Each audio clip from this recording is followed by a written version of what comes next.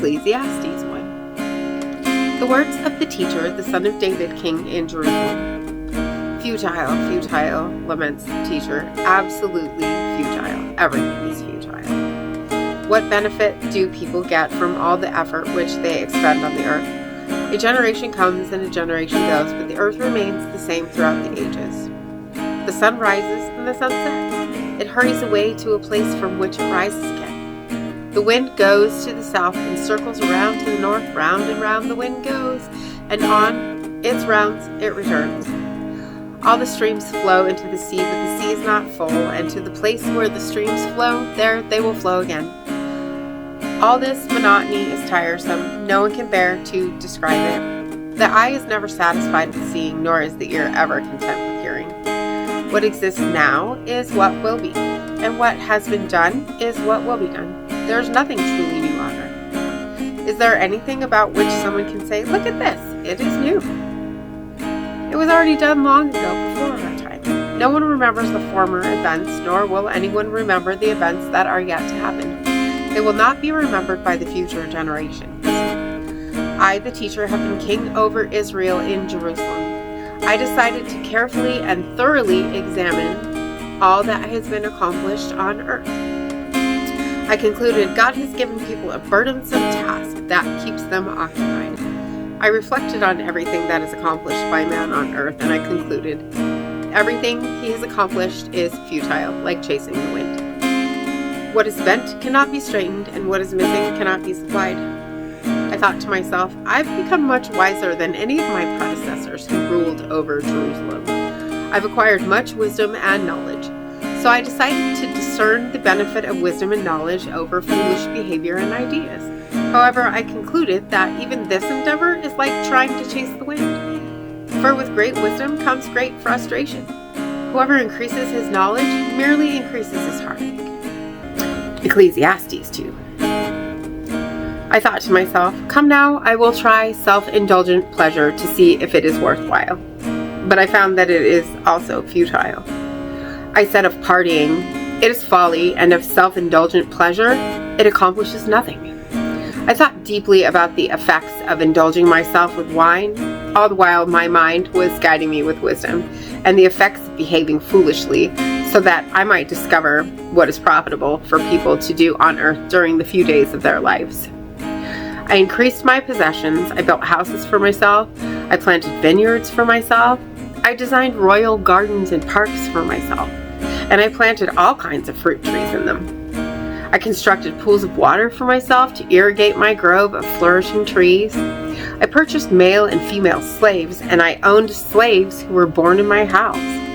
I also possessed more livestock, both herds and flocks, than any of my predecessors in Jerusalem. I also amassed silver and gold for myself, as well as valuable treasures taken from kingdoms and provinces.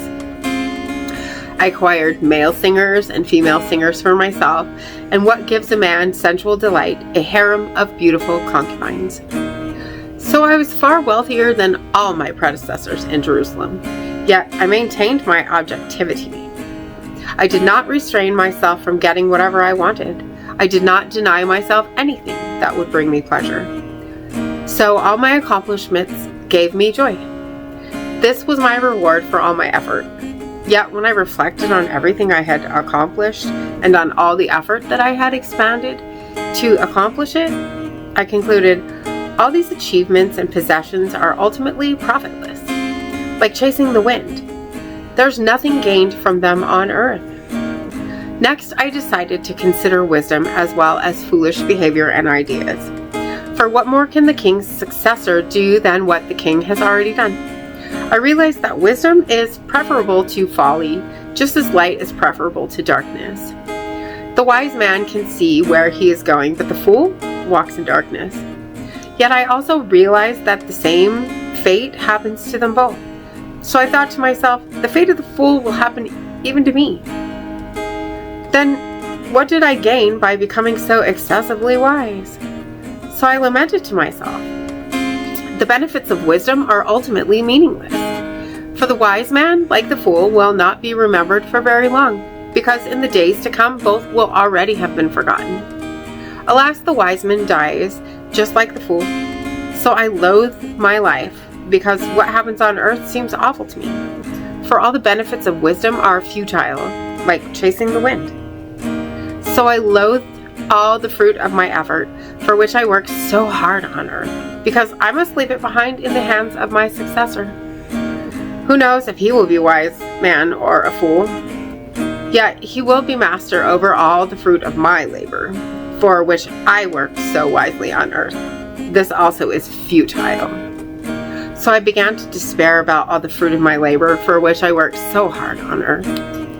For a man may do his work with wisdom, knowledge, and skill. However, he must hand over the fruit of his labor as an inheritance to someone else who did not work for it. This also is futile and an awful injustice. What does a man acquire from all his labor and from the anxiety that accompanies his toil on earth? For all day long his work produces pain and frustration, and even at night his mind cannot relax. This also is futile. There's nothing better for people than to eat and drink and to find enjoyment in their work. I also perceive that this ability to find enjoyment comes from God. For no one can eat and drink or experience joy apart from Him. For to the one who pleases Him, God gives wisdom, knowledge, and joy. But to the sinner, He gives the task of amassing wealth, only to give it to the one who pleases God. This task of the wicked is futile, like chasing the wind. Ecclesiastes 3. For everything there is an appointed time, and an appropriate time for every activity on earth. A time to be born, and a time to die. A time to plant, and a time to uproot what was planted. A time to kill, and a time to heal. A time to break down, and a time to build up. A time to weep, and a time to laugh. A time to mourn, and a time to dance. A time to throw away stones, and a time to gather stones. A time to embrace, and a time to refrain from embracing. A time to search, and a time to give up something as lost. A time to keep, and a time to throw away. A time to rip, and a time to sow. A time to keep silent, and a time to speak. A time to love, and a time to hate. A time for war, and a time for peace. What benefit can a worker gain from his toil? I've observed the burden that God has given to people to keep them occupied.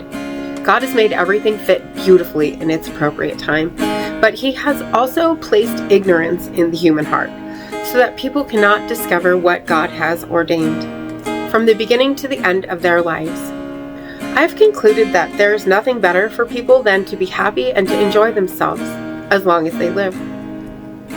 And also that everyone should eat and drink and find enjoyment in all his toil, for these things are a gift from God. I also know that whatever God does will endure forever. Nothing can be added to it and nothing taken away from it. God has made it this way so that men will fear Him. Whatever exists now has already been, and whatever will be has already been. For God will seek to do again what has occurred in the past.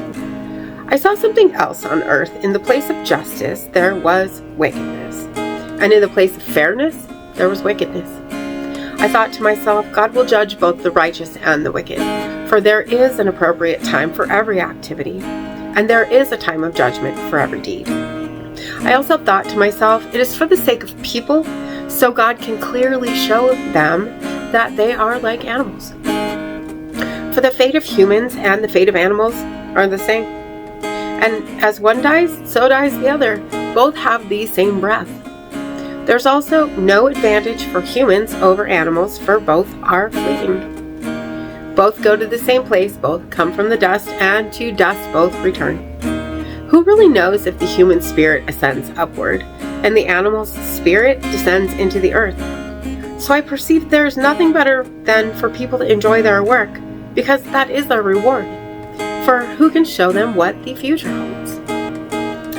Ecclesiastes 4. So I again considered all the oppression that continually occurs on the earth. This is what I saw. The oppressed were in tears, but no one was comforting them. No one delivers them from the power of their oppressors. So I considered those who are dead and gone more fortunate than those who are still alive. But better than both is the one who has not been born, and has not seen the evil things that are done on earth. Then I considered all the skillful work that is done. Surely it is nothing more than competition between one person and another. This also is profitless, like chasing the wind. The fool folds his hands and does no work, so he has nothing to eat but his own flesh. Better is one handful with some rest than 2 hands full of toil and chasing the wind. So I again considered another futile thing on earth, a man who is all alone with no companion. He has no children nor siblings, yet there is no end to all his toil, and he is never satisfied with riches. He laments, "For whom am I toiling and depriving myself of pleasure?" This also is futile and a burdensome task. 2 people are better than one because they can reap more benefit from their labor. For if they fall, one will help his companion up, but pity the person who falls down and has no one to help him up. Furthermore, if 2 lie down together, they can keep each other warm. But how can one person keep warm by himself? Although an assailant may overpower one person, 2 can withstand him.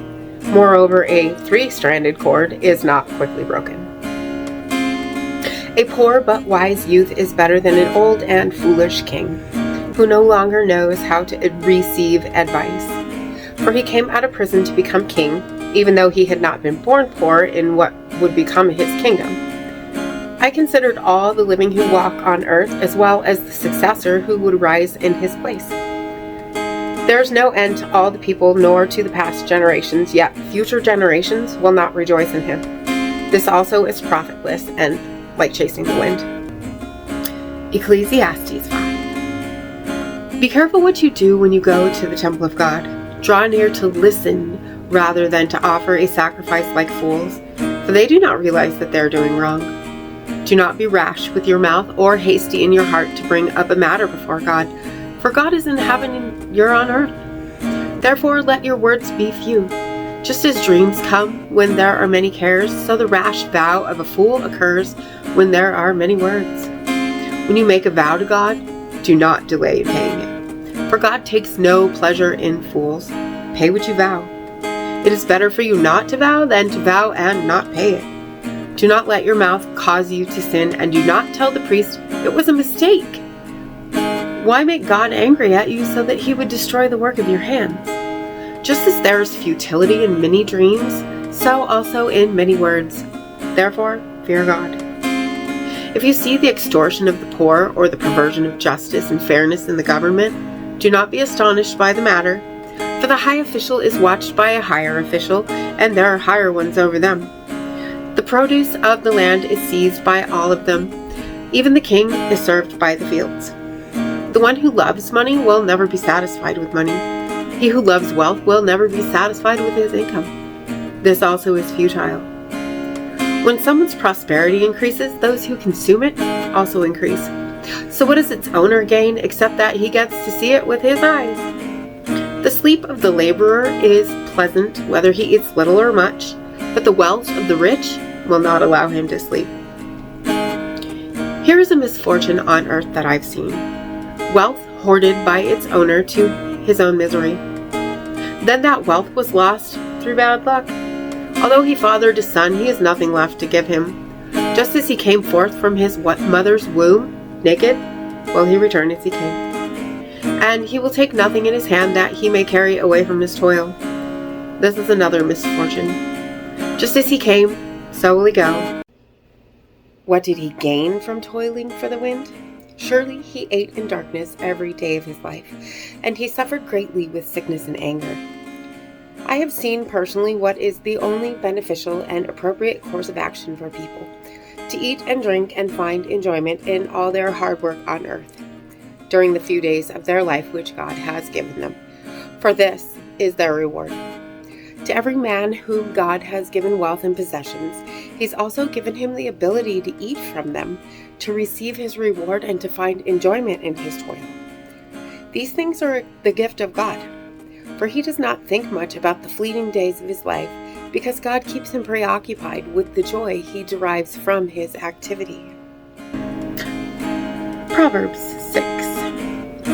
My child, if you have made a pledge for your neighbor and have become a guarantor for a stranger, if you've been ensnared by the words you've uttered and have been caught by the words you've spoken, Then, my child, do this in order to deliver yourself, because you have fallen into your neighbor's power. Go humble yourself and appeal firmly to your neighbor. Permit no sleep to your eyes or slumber to your eyelids. Deliver yourself like a gazelle from a snare, and like a bird from the trap of the fowler. Go to the ant, you sluggard. Observe its ways and be wise. It has no commander, overseer, or ruler, yet it prepares its food in the summer. It gathers at the harvest what it will eat. How long, you sluggard, will you lie there? When will you rise up from your sleep? A little sleep, a little slumber, a little folding of the hands to relax, and your poverty will come like a robber, and your need like an armed man. A worthless and wicked person walks around saying perverse things. He winks with his eyes, signals with his feet, and points with his fingers. He plots evil with perverse thoughts in his heart.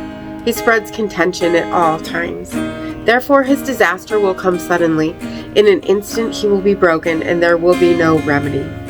There are 6 things that the Lord hates, even 7 things that are an abomination to him: haughty eyes, a lying tongue, and hands that shed innocent blood, a heart that devises wicked plans, feet that are swift to run to evil, a false witness who pours out lies, and a person who spreads discord among family members.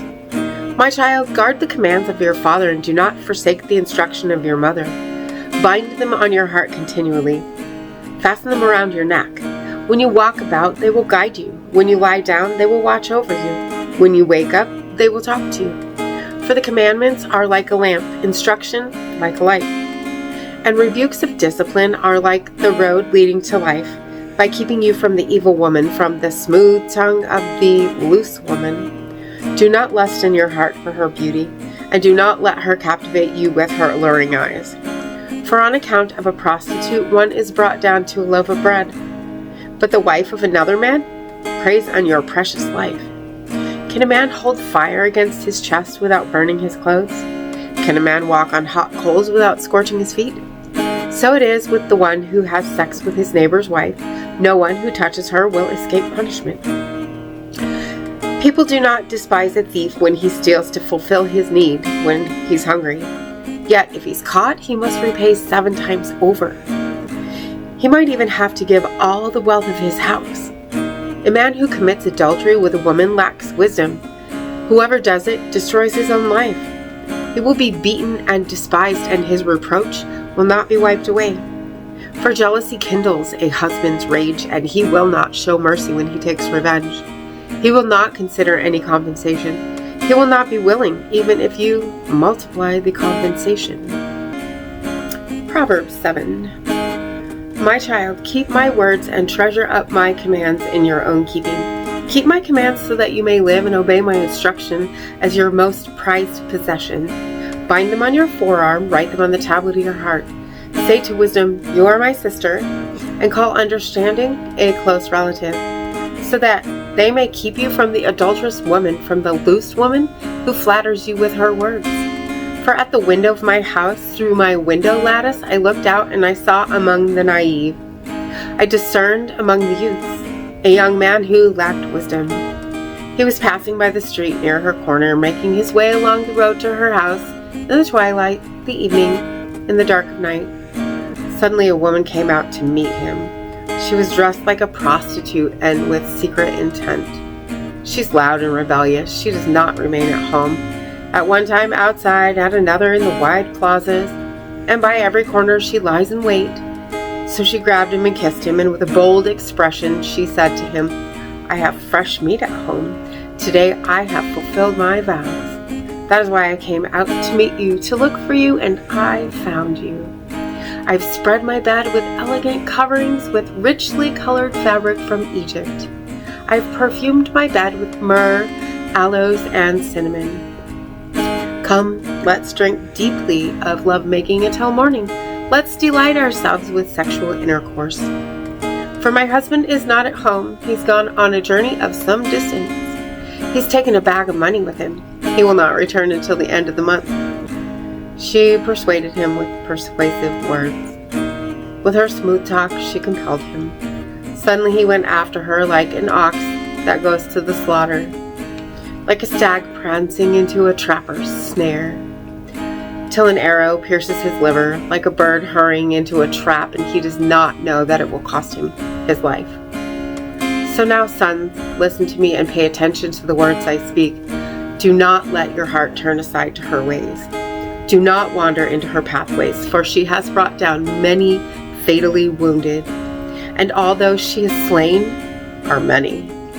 Her house is the way to the grave, going down to the chambers of death. Proverbs 8. Does not wisdom call out? Does not understanding raise her voice? At the top of the elevated places along the way, at the intersection of the paths, she takes her stand. Beside the gate opening into the city, at the entrance of the doorways, she cries out. To you, O people, I call out, and my voice calls to all mankind. You who are naive, discern wisdom, and you fools, understand discernment. Listen, for I will speak excellent things, and my lips will utter what is right. For my mouth speaks truth, and my lips hate wickedness. All the words of my mouth are righteous. There is nothing in them twisted or crooked. All of them are clear to the discerning and upright to those who find knowledge. Receive my instruction rather than silver, and knowledge rather than choice gold. For wisdom is better than rubies, and desirable things cannot be compared to her. I, wisdom, live with prudence, and I find knowledge and discretion. The fear of the Lord is to hate evil. I hate arrogant pride and the evil way, and perverse utterances. Counsel and sound wisdom belong to me. I possess understanding and might. Kings reign by means of me, and potentates decree righteousness. By me princes rule, as well as nobles and all righteous judges. I love those who love me, and those who seek me find me. Riches and honor are with me, long-lasting wealth and righteousness. My fruit is better than the purest gold, and what I produce is better than choice silver. I walk in the path of righteousness, in the pathway of justice, that I may cause those who love me to inherit wealth, and that I may fill their treasuries. The Lord created me as the beginning of his works, before his deeds of long ago. From eternity I was appointed, from the beginning, from before the world existed. When there were no deep oceans, I was born, when there were no springs overflowing with water. Before the mountains were set in place, before the hills, I was born. Before he made the earth and its fields, or the beginning of the dust of the world. When he established the heavens, I was there. When he marked out the horizon over the face of the deep, when he established the clouds above, when the fountains of the deep grew strong, when he gave the sea his decree that the waters should not pass over his command, when he marked out the foundations of the earth, then I was beside him as a master craftsman, and I was his delight day by day, rejoicing before him at all times, rejoicing in the habitable part of his earth, and delighting in its people. So now, children, listen to me. Blessed are those who keep my ways. Listen to my instructions so that you may be wise and do not neglect it. Blessed is the one who listens to me, watching at my doors day by day, waiting beside my doorway. For the one who finds me finds life and receives favor from the Lord. But the one who does not find me brings harm to himself. All who hate me love death. Proverbs 9. Wisdom has built her house. She has carved out its 7 pillars. She has prepared her meat. She has mixed her wine. She also has arranged her table. She has sent out her female servants. She calls out on the highest places of the city. Whoever is naive, let him turn in here. She says to those who lack understanding, come eat some of my food and drink some of the wine I have mixed. Abandon your foolish ways so that you may live and proceed in the way of understanding. Whoever corrects a mocker is asking for insult. Whoever reproves a wicked person receives abuse. Do not reprove a mocker or he will hate you. Reprove a wise person and he will love you. Give instruction to a wise person and he will become wiser still. Teach a righteous person and he will add to his learning. The beginning of wisdom is to fear the Lord, and acknowledging the Holy One is understanding. For because of me, your days will be many, and your years will be added to your life. If you are wise to your own advantage. But if you're a mocker, you alone must bear it. The woman called Folly is brash. She is naive and does not know anything. So she sits at the door of her house. on a seat at the highest point of the city, calling out to those who are passing by her in the way, who go straight on their way. Whoever is simple, let him turn in here, she says to those who lack understanding. Stolen waters are sweet, and food obtained in secret is pleasant. But they do not realize that the dead are there, that her guests are in the depths of the grave. Proverbs 10. The Proverbs of Solomon. A wise child makes a father rejoice, but a foolish child is a grief to his mother. Treasures gained by wickedness do not profit, but righteousness delivers from mortal danger. The Lord satisfies the appetite of the righteous, but he thwarts the craving of the wicked. The one who is lazy becomes poor, but the one who works diligently becomes wealthy. The one who gathers crops in the summer is a wise son, but the one who sleeps during the harvest is a son who brings shame to himself. Blessings are on the head of the righteous, but the speech of the wicked conceals violence. The memory of the righteous is a blessing, but the reputation of the wicked will rot. The wise person accepts instructions, but the one who speaks foolishness will come to ruin. The one who conducts himself in integrity will live securely, but the one who behaves perversely will be found out. The one who winks his eye causes trouble, and the one who speaks foolishness will come to ruin. The teaching of the righteous is a fountain of life, but the speech of the wicked conceals violence. Hatred stirs up dissension, but love covers all transgressions. Wisdom is found in the words of the discerning person, but the one who lacks wisdom will be disciplined. Those who are wise store up knowledge, but foolish speech leads to imminent destruction. The wealth of a rich person is like a fortified city, but the poor are brought to ruin by their poverty. The reward which the righteous receive is life, the recompense which the wicked receive is judgment.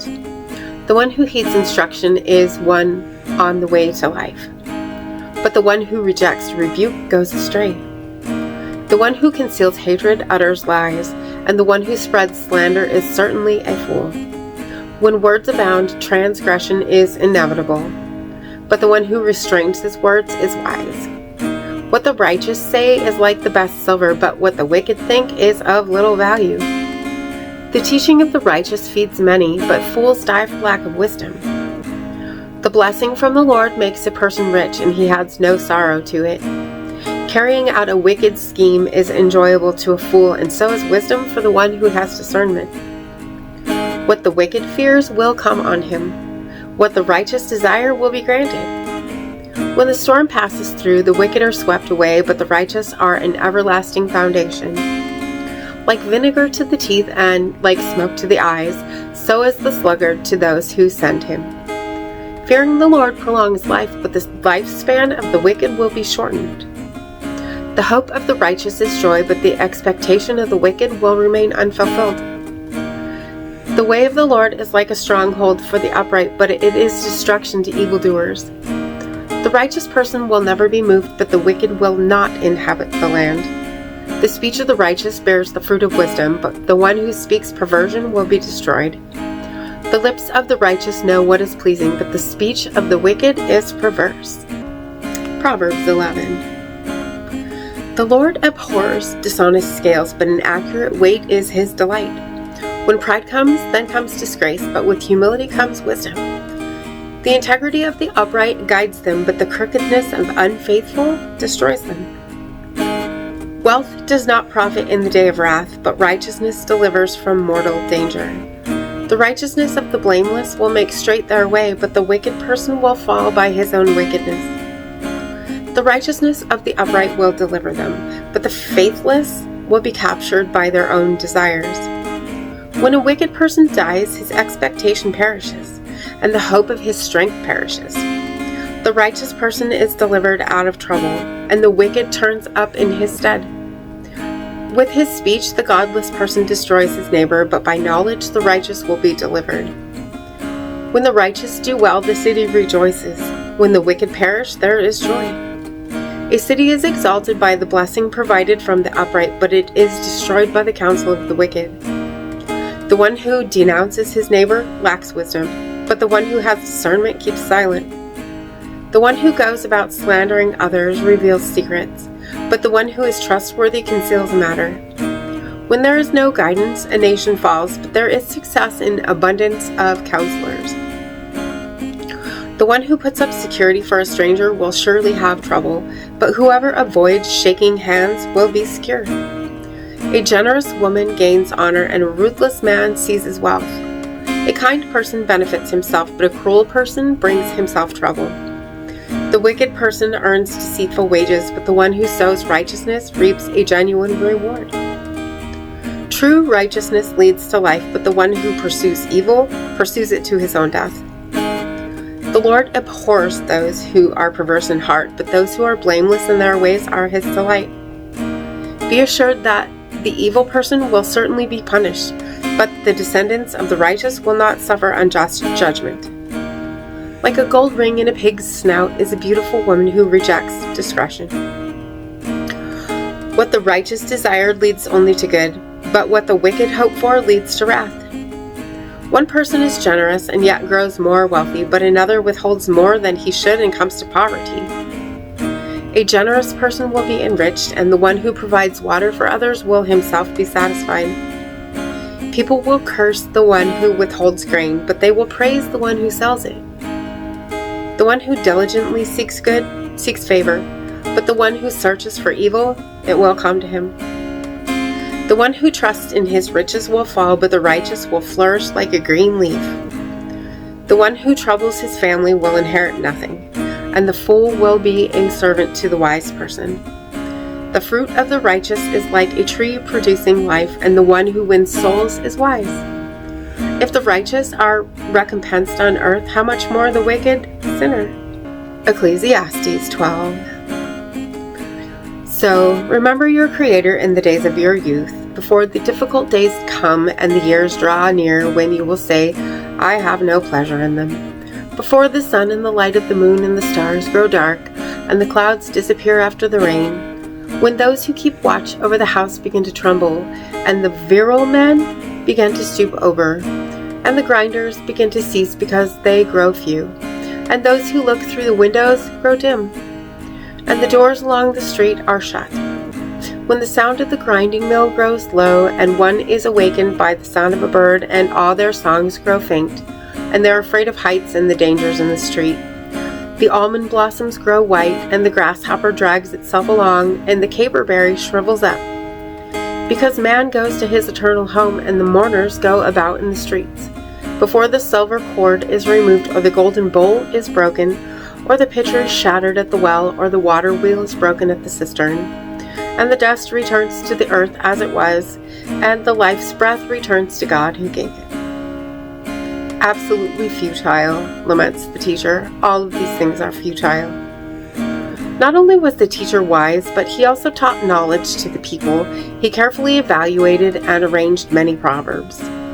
The teacher sought to find delightful words and to write accurately truthful sayings. The words of the sages are like prods, and the collected sayings are like firmly fixed nails. They're given by one shepherd. Be warned, my son, of anything in addition to them. There's no end to the making of many books, and much study is exhausting to the body. Having heard everything, I've reached this conclusion. Fear God and keep his commandments, because this is the whole duty of man.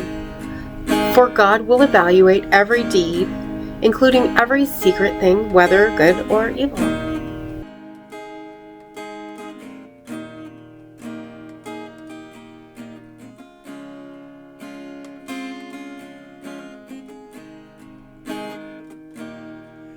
When my head's completely full and my heart is worry-worn, I know without a doubt you'll carry me out of the storm.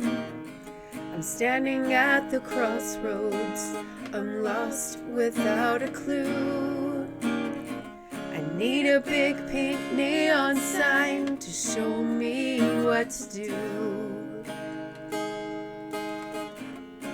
I thank you, Lord, it glorifies you when you're the only answer. I praise you, Lord, for holding what's too much for me. And I'm amazed by you, Lord, because nothing's too big and nothing's too small to lay at your feet.